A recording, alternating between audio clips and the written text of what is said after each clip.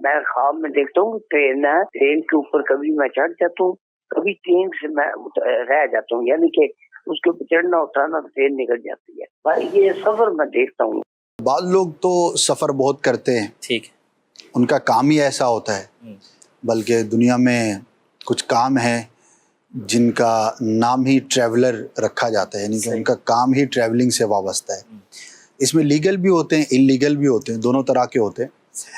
تو اچھا، بعض اتنا تو نہیں کرتے، لیکن ان کے کام کی نوعیت ہے کہ ہر ہفتے ان کو شہر سے باہر جانا ہے، ہر مہینے جانا ہے.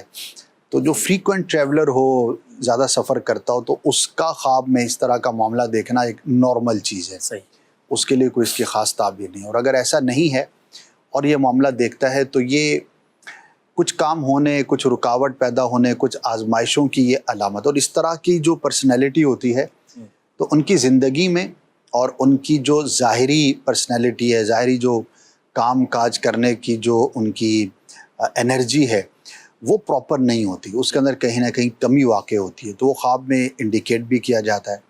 تو جو بھی صاحب ہیں انہیں چاہیے کہ اپنے کاموں کو زیادہ بہتر انداز پر کرنے کی کوشش کریں، زیادہ پراپر کریں، اور اس میں جو کمیاں ہیں انہیں دور کرنے کی کوشش کریں.